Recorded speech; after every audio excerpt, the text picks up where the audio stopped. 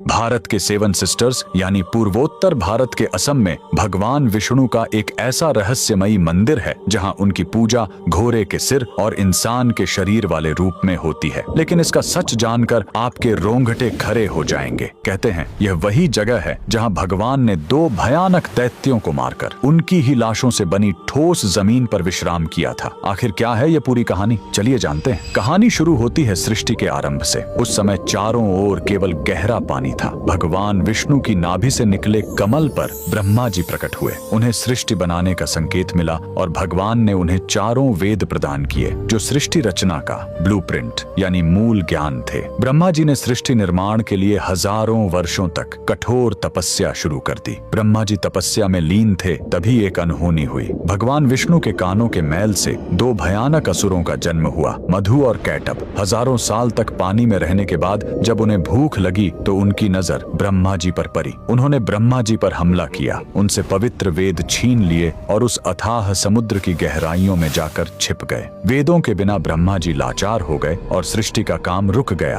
ब्रह्मा जी घबराकर विष्णु जी की शरण में गए, लेकिन समस्या बहुत बड़ी थी। मधु और कैटभ ने तपस्या करके देवी महाशक्ति से इच्छा मृत्यु का वरदान पा लिया था, यानी वे अपनी मर्जी के बिना मर नहीं सकते थे। तब वेदों को वापस लाने के लिए विष्णु जी ने हयग्रीव अवतार लिया। उन्होंने घोड़े का सिर इसलिए चुना ताकि उसकी तीक्ष्ण बुद्धि और सूंघने की शक्ति से वे समुद्र के उस घने अंधेरे में भी वेदों को खोज सके। भगवान हयग्रीव पानी के भीतर गए और असुरों से हजारों साल तक युद्ध किया, लेकिन वरदान के कारण वे मर ही नहीं रहे थे। अंत में भगवान ने अपनी माया से उन्हें मोहित किया और पूछा कि तुम्हारी मृत्यु कैसे होगी। असुरों ने अहंकार में शर्त रखी, हमें वहां मारो जहां पानी न हो, एकदम सूखी जगह। पूरी दुनिया में तो पानी ही पानी था। तब भगवान ने अपना विराट रूप धारण किया, अपनी विशाल जांघों को पानी से ऊपर उठाया और कहा, मेरी जांघें सूखी हैं, और वहीं उन दोनों का वध कर दिया। मरने के बाद उन विशालकाय दैत्यों के शरीर से जो भारी मेद यानी चर्बी निकली वो जम गई और उसी से यह ठोस धरती बनी। इसीलिए पृथ्वी को मेदिनी कहते हैं। युद्ध के बाद थके हुए भगवान हयग्रीव ने इसी नई बनी जमीन पर असम के मणिकूट पर्वत पर विश्राम किया। उन्होंने वेद ब्रह्मा जी को लौटाए और ज्ञान की पुनः स्थापना की। इसीलिए हयग्रीव भगवान को आज भी बुद्धि और तर्क का देवता माना जाता है। कमेंट में जय श्री हरि जरूर लिखें।